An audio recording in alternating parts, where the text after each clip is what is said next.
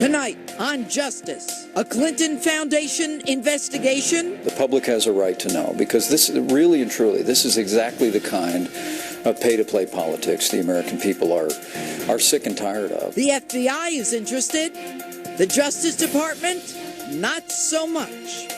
I'll talk to Clinton Cash author Peter Schweitzer. Plus, get ready for street justice. I'll take the pulse of voters. And some future voters. Donald Trump is trying to destroy the U.S. He is? And is Hillary trying to rebuild it? Yes, she is. All right, look at the skyscraper here. Who the hell built this skyscraper? Not Hillary. Justice starts now.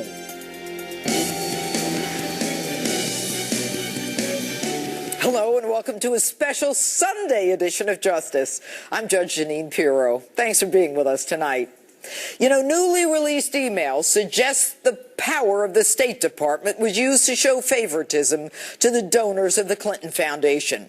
And in case you missed last night's Justice, you'll hear my open and my take on those newly released emails later in the hour.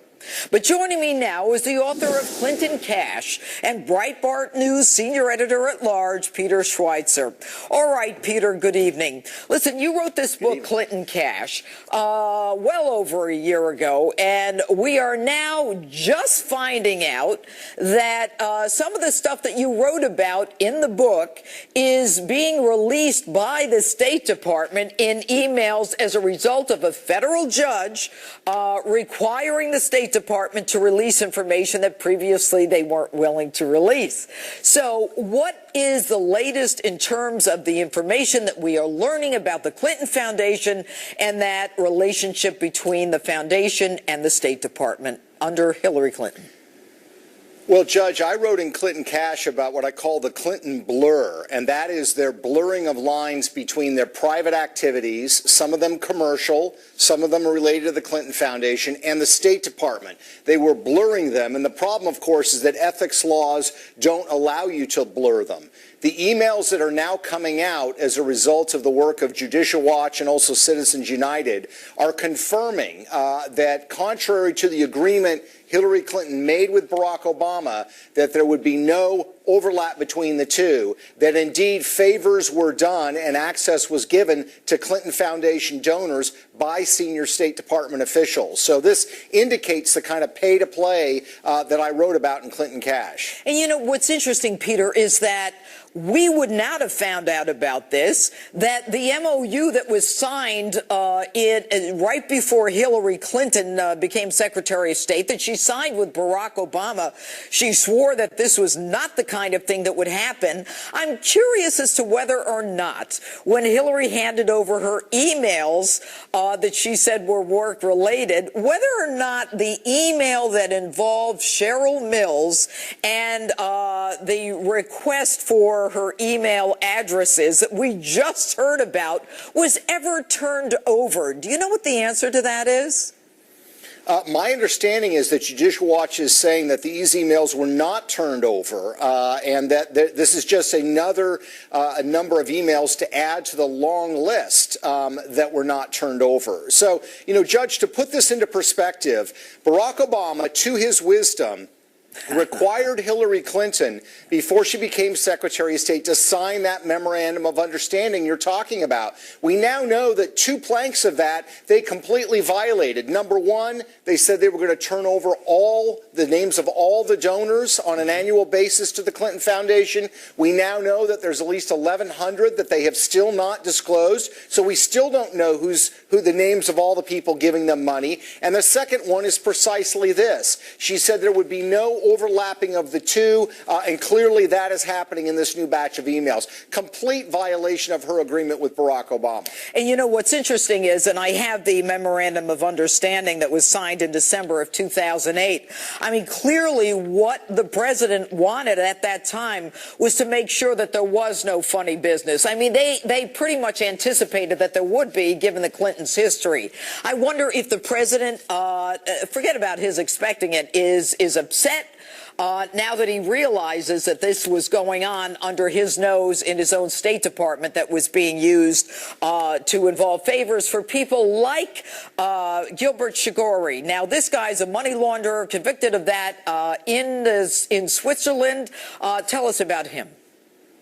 Yeah, I mean, Gilbert Shigori, and this shows and highlights the problem with the Clinton Foundation. We're all used to the fact that people on Wall Street will raise money for a politician. They want access and favors in return.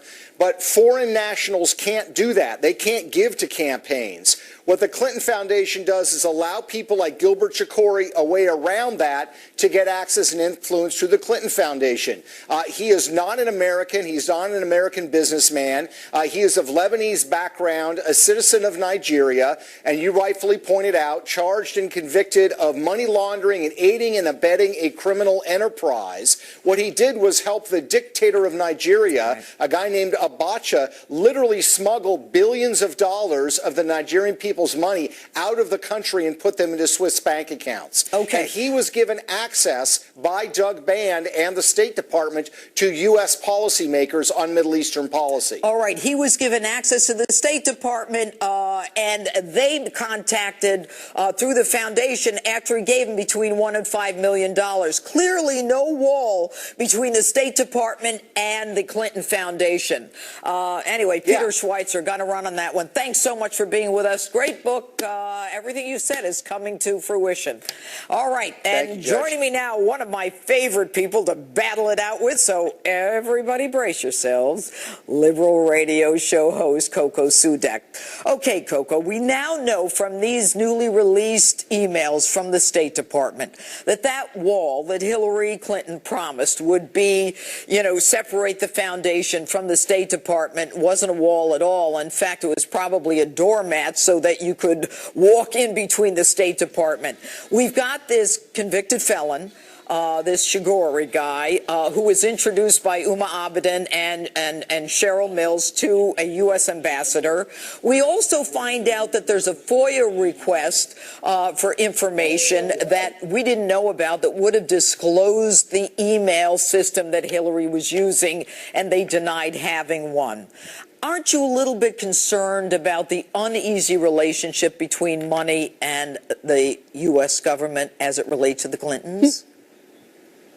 Judge, not in this case. I'm not at all. Thanks for having me on. Happy Sunday. Look, there was an absolute wall. Doug Band sent that email to Huma Abedin asking Huma Abedin to contact the ambassador on Shigori's behalf. Shigori was born in Lebanon and contributes money to protect Christians in Lebanon. But here's the thing. Shigori has not talked to Hillary Clinton since 2006, when she was a senator, not Secretary of State.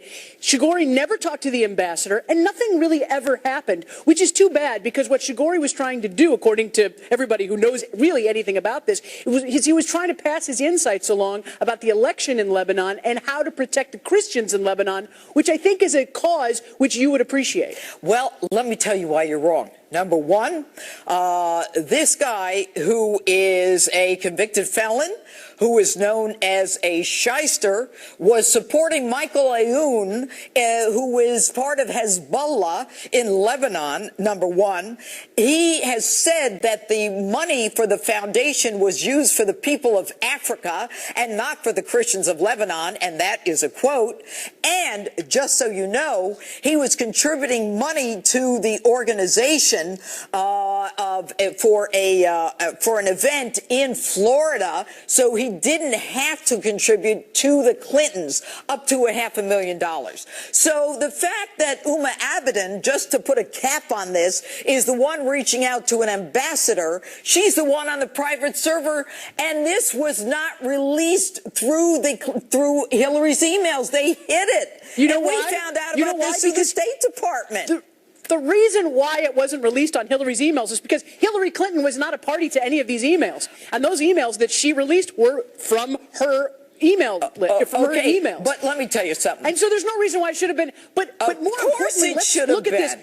You guys are convicting You guys are convicting the Clintons and going and scavenging for the evidence. The thing is, in this case, there was no pay to play. This was networking between people who know each other. He got the entree. The fact that they didn't meet is irrelevant. There was no entree. There was no communication. The entree is Doug Band says this guy's a big contributor. Uma Abedin says, I'll get right to it. They put Feldman and Shiguri together. And nothing happened. The only ones who say they didn't meet are the two of them. I don't believe a word they say because they said there was. By the way, you want to tell me why Uma Abedin is paid by the foundation and the State Department? Tell me why.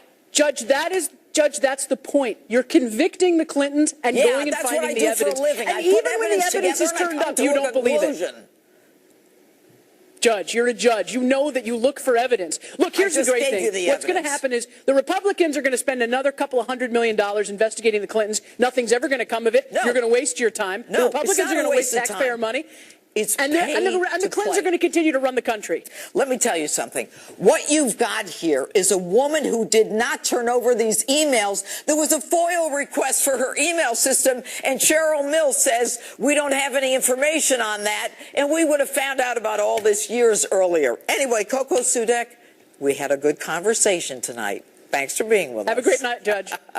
So which Republicans are supporting Donald Trump and which are not? Ohio Governor John Kasich says he has not made a final decision. And just a few days ago, a businessman who served with George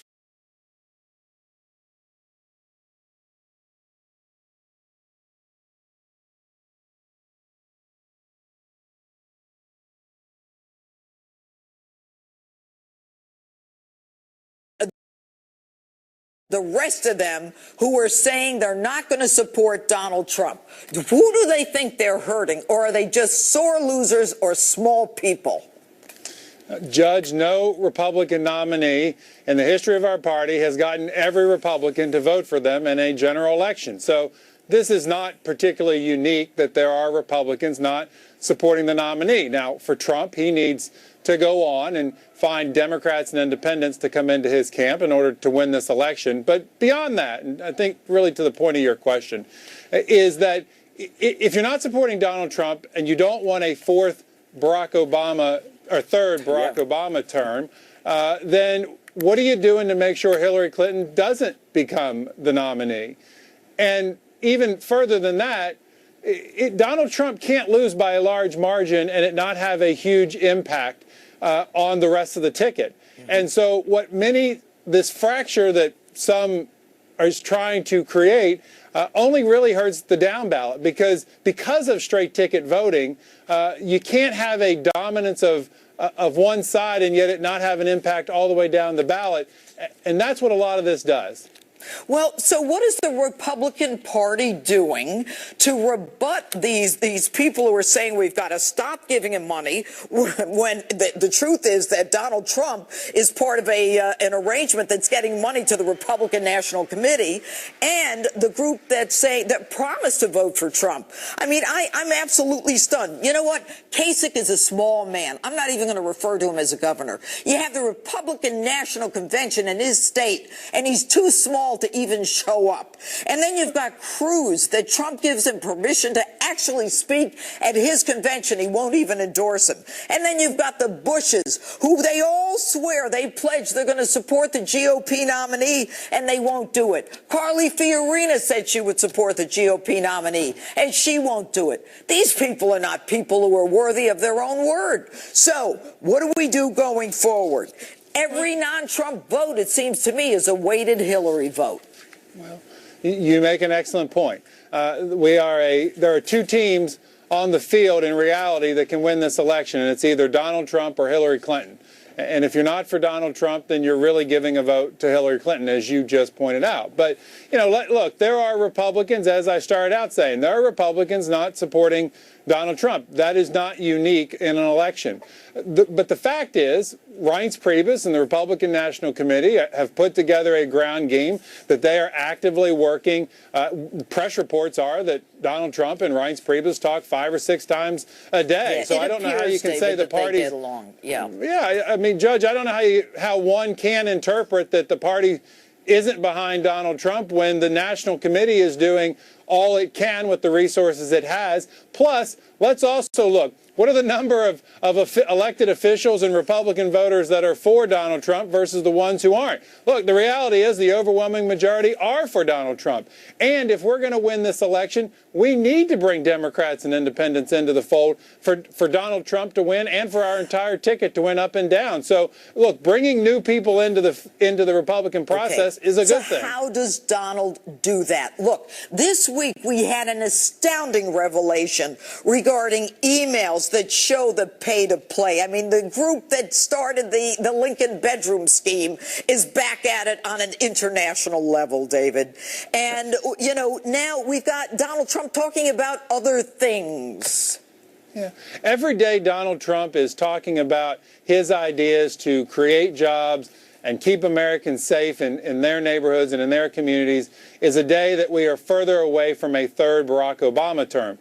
Every day we're not talking about that. We're giving Hillary Clinton a chance, despite the fact that every week we learn something new that is disturbing about Hillary Clinton. And next week it's going to be something else. And it'll also, quite frankly, be interesting to see what those on the left who oppose Hillary Clinton, what they continue to come out with. I mean, this week we just saw where members of Congress had their phone numbers released. This wasn't done by a conservative group. This was done by a liberal group. So Hillary Clinton has her problems with her base. So that's what's going to make these next couple weeks, these next 84 days, in fact, very interesting to watch. Well, it certainly is captivating the whole country. David Avella, good to have you with us. Thanks so much. Judge. All right. And Hillary Clinton says Donald Trump lacks the temperament to be president, while Donald Trump says she lacks the integrity to sit in the Oval Office. New national polls have Clinton extending her lead, though. What can Trump do to catch up? Justice is back in a moment. Oh, hang on. Right. We had all these honorable men and a woman who promised to support the GOP candidate, and they have not. I call him a small man, John Kasich, couldn't even show up at the Republican National Convention that benefited his state of Ohio because he was delusional enough to believe that he was going to be the candidate for president. Then you have Cruz, who's offered the opportunity to speak at the Trump convention, and he doesn't even endorse him. Carly Fiorina won't endorse him. The Bushes won't endorse him. And then we've got these letters this week, an open letter to Reince Priebus, don't fund his campaign, and the national security. What is this about? Well, Judge, we're going to have to just agree to disagree in terms of John Kasich. He's an honorable man. I think the point is, I talk about the surveys. No, he said he would support the GOP candidate. And he didn't. There's a lot of talk about that, Judge, but those candidates came back at a later debate, and every one of them said that they were stepping back from that, including Donald Trump. So you make a promise and say I'm stepping back, and you're still I don't honorable? want to get into that with you, Judge. I'm a pollster. When I say that he has dropped with Republicans, we're not talking about the names you're talking about. We're talking about everyday Republicans that are watching Donald Trump out there and fell away from supporting him because they didn't like what they were saying. Not because what these other people were saying, but what he was saying. And that is the key point here. He started off with a 55% unfavorable rating. It was driven by his persona.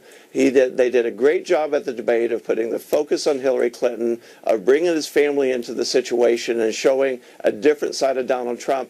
And then he walked out of that convention and just blew all of that up. Do you think he can come back, Ed? Yeah, I think he can come back, but he needs to understand that what drives his negatives are his persona. If he wants to run a rough campaign, get other people to do that. Stay focused, be presidential. He seems to understand it. He said it a half a dozen times over the last 6 months. I can be more presidential. There are Republicans out there that want to see it because they want to support him, but they're not seeing it. All right, Ed Goes, thanks for joining us tonight. Thank you. All right, and next up, my open involving the growing scandal between the State Department and the Clinton Foundation. That's next. Earlier on, Justice Peter Schweitzer made his case about the impropriety between the Clinton Foundation and the Clinton State Department. In case you missed Justice, here's that opening statement from last night. It wasn't about convenience. And this is not old news. She set up the personal server to prevent us from learning her private business. And it is only because of a government watchdog group and an ethical federal judge that we found out why this week. Why? Because Bill and Hillary Clinton are the Bonnie and Clyde of American politics. Now follow me on this one. Why would a woman, a lawyer no less, one experienced many times over in the ways of Washington, risk placing classified information, our live assets, the placement of satellites, drones, and our most secret plans on an unprotected, non-government, non-capturable server? Why would she violate federal regulations upon which she was schooled just before she became Secretary of State, not to mention violate federal criminal laws that would put her in jail? She's too smart to do that. Why would she take the time to make the effort to hide, destroy, and delete 33,000 emails? Now we know. She did it for the most selfish of reasons, the oldest of motives. She did it for greed and for power and for the almighty dollar. She did it to hide her shady Clinton Foundation dealings. She did it in order to do favors for Clinton donors and to put a price tag on our State Department. The same duo who came up with a scheme to rent out the Lincoln bedroom is back in business with a new and bigger scheme, one that is more far-reaching and worldwide, one that violates not only the law, but all codes of moral and ethical conduct in government. A couple willing to sell anything to the highest bidder for money and power. This is why the emails were hidden from the beginning, and this is why they were ultimately destroyed and deleted. This week we find out top State Department aide Cheryl Mills, formerly of the President Bill Clinton impeachment team, aligned with Hillary ever since, and also on that private server, was advised in 2012 that a Freedom of Information request was made for the number of email accounts used by Hillary Clinton. Now, dozens of senior officials throughout the State Department, including Clinton's immediate staff, obviously concerned, exchanged emails with the secretary and Cheryl Mills. They actually used the personal account to discuss the official business and advise her of this FOIL request. Their response to the request? There were no records. They were in active defense mode to hide their scheme. And when truth is put to the lie, that in fact there was an email account, they say they made a mistake. Had they been honest, that personal server would have been exposed years earlier. And also this week we find out a clear pay-to-play relationship between the Clinton Foundation and the Clinton State Department. An urgent email from Doug Band, formerly assistant to President Bill Clinton, now overseeing the Clinton Foundation, to Cheryl Mills and Uma Abedin, those two jewels on that private server, request that a huge Clinton Foundation donor meet a high State Department contact in Lebanon. The individual paid the price of admission, folks.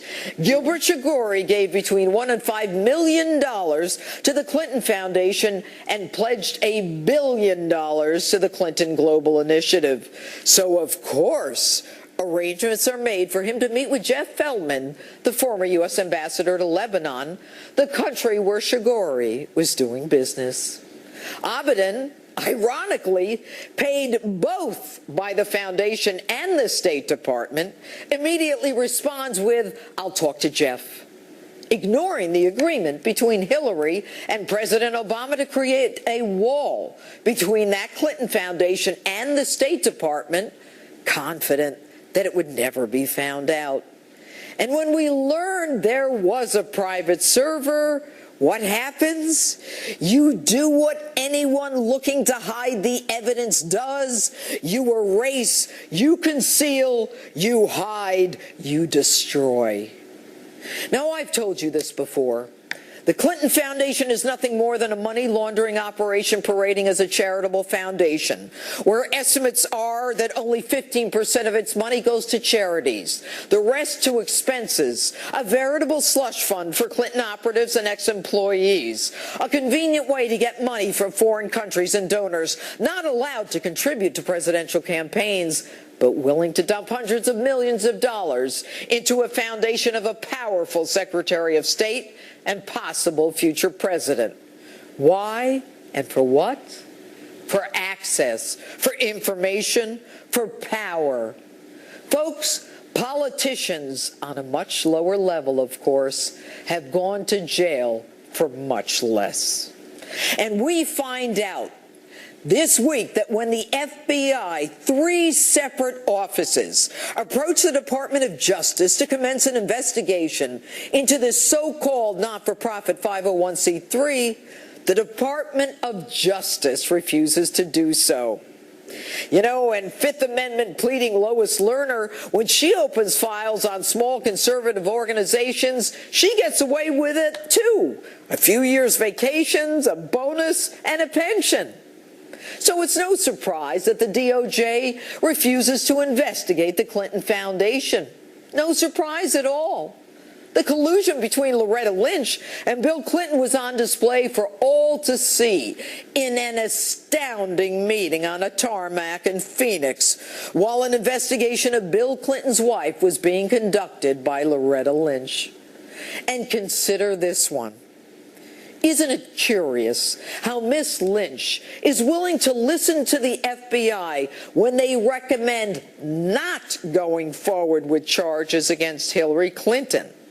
But when the FBI recommends going forward with a criminal probe on a blatant pay-to-play bribery investigation of the Bill Hillary and Chelsea Clinton Foundation, their answer is a resounding no. And you know what, folks? The Clintons, they're not even grateful. They are classless. Take a listen. The FBI director said, when he testified before Congress, he had to amend his previous day's statement that she had never received any emails marked classified. They saw 2 little notes with a C on it. This is the biggest load of bull I ever heard.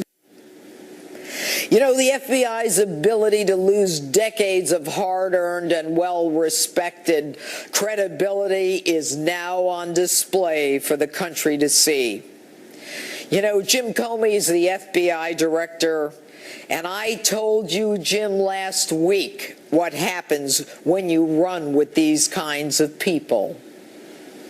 Jim, you're running with dogs, and you know better than I that when you lie with dogs, expect to get fleas. Jim, listen to that comment from Bill Clinton.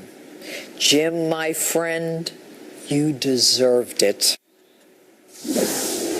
When we come back, Donald Trump's newest attacks on the media. Is that a good strategy or a distraction that will cost him? Joining me now is pollster Lee Carter. Here's a tweet from Trump attacking the media. He says it's not freedom of the press when newspapers and others are allowed to say and write whatever they want, even if it's completely false. All right, Lee.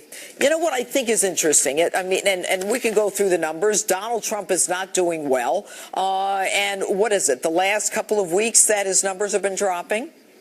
The last 3 weeks, he's had really, really bad showings and numbers, especially in some key swing states where he really needs to start getting a hold of himself. He's doing the best in Iowa, Ohio, and Florida, but he's still 5 points behind there. So he really has to turn things around. All right, so let's talk about what I see as the external events that are causing those numbers to go down. Now, the New York Times has a headline, I think we have it here, that is about inside the failing mission to tame Donald Trump's tongue. That's kind of an incredible headline. They could just as easily have said inside the failing mission to tame Hillary Clinton's ethics, but you don't see that. When he says that, they don't report on the size of his rallies, I mean, I think it was just yesterday in Connecticut, and yeah, there it is in Connecticut. Look at that. And, of course, in Pennsylvania, these huge rallies, Pennsylvania, of course, being a very much contested state, and yet all we're hearing the press talk about are the meaning that that they interpret Donald's words. Is this a different kind of election? It is a very different kind of election. And look, Donald Trump is not helping himself. He needs to clean up his act and get out of the news with things that can be helped. There are things that he can't help. The media is biased against him. There's no question. But he's hurting himself in many, many instances. But when you look at the size of his rallies, when you look at the level of enthusiasm that's still around him, he has the opportunity to turn things around. Certainly he can talk about how things are unfair in the media, but he shouldn't be focusing all of his attention here.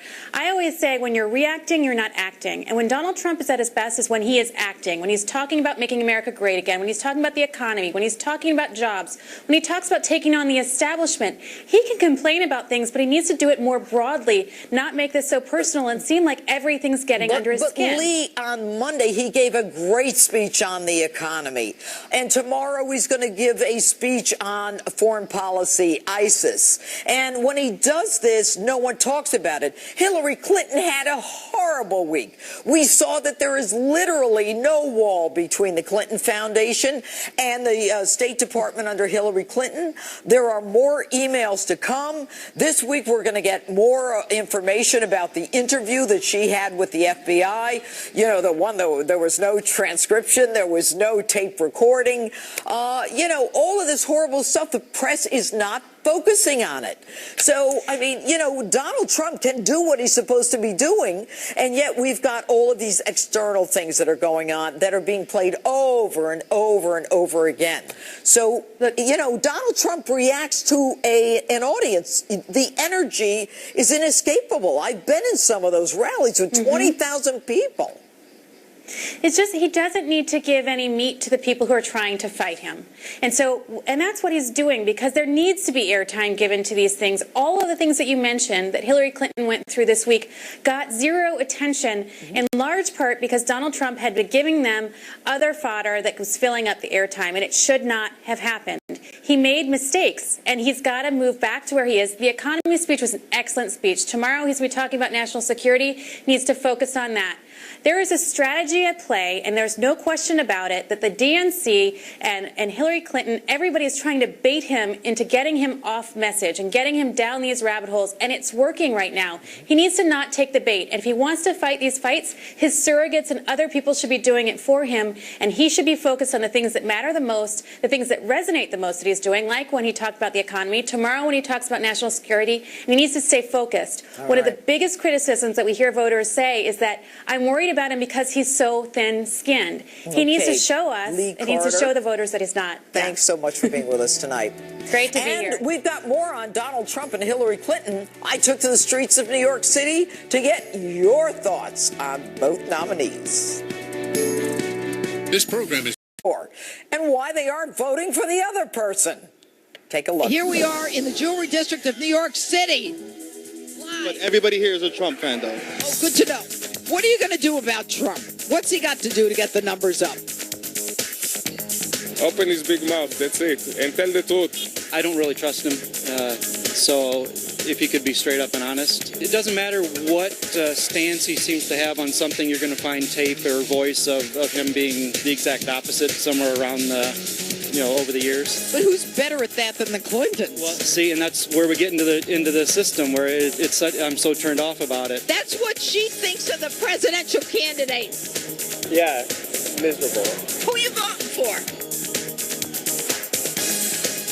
See that ring? I want that ring. How much is that ring?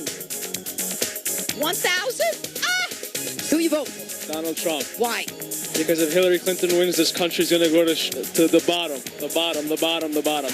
Donald Trump has a business mind. Hillary Clinton is a pathological liar. Everybody knows that. The world has to see that. America has to see that. Why are you voting? Can you stop for a second? What about the fact that Hillary Clinton says that she's a better candidate? Is she? She's a liar. Who would you vote for, Hillary or Donald? No. I don't answer this question. I'm sorry. But it's America. It's free speech. Hey, live strong. So, who are you going to vote for? Hillary. Why are you going to vote for Hillary? Just a strong Democrat. What does Donald Trump need to do to move those numbers up? He's 9 points below Hillary. He's got a little trouble there. He's got to be a little nicer to everybody, you know? He kind of has to bite his tongue a little bit, but I think he's going to do it. Do you? Yeah, Hillary's the crook. I mean, we all know that. Bernie Sanders didn't get the nomination. Now who are you going to vote for? Hillary Clinton with our noses held.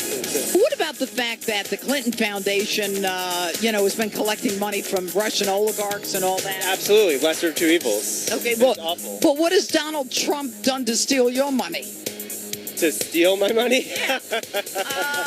Don't you see the Clintons as people who have gained hundreds of millions of dollars by being in the system? Oh, absolutely. Whereas Donald Trump made his own way. Yeah, they are masters. They are, nobody is the system more so than the Clintons. So, do you know who you're going to vote for? I do, Gary Johnson. Come over here, you. Yeah, I'm the judge. Yeah, I'm the one, honey. Now listen. I watch you all day long. You do? Why, are you outside my window? Why do you think that Hillary Clinton gets away with all she gets away with? It's the liberal media. You know the story. But at the end of the day, aren't Americans smart? Don't they see through that liberal media? No, because they only listen to what they want to hear. So what are we going to do? We have to fight. You have to get stronger. Me? Yes. Oh my God, they'll put me in cuffs. Hillary Clinton has enough money that she can pay them off. But Donald Trump has money too. He does, but he hasn't done anything like the Benghazi and email scandals for him to be investigated by him. This lady who did not do nothing in the last 8 years between her and her husband, now she says, I'll do things better for you. Why was she sleeping for so many years? She's tired. Donald told you that. Okay, don't make me chase you. Okay, why are you voting for Hillary? I would not vote for Donald Trump. Why? Donald Trump is trying to destroy the U.S. He is? Yeah. And is Hillary trying to rebuild it? Yes, she is. All right, look at the skyscraper here. Who the hell built this skyscraper? Not Hillary. All right, now who are you voting for? I'm still voting for Hillary. Then I'm done. That's it for us tonight.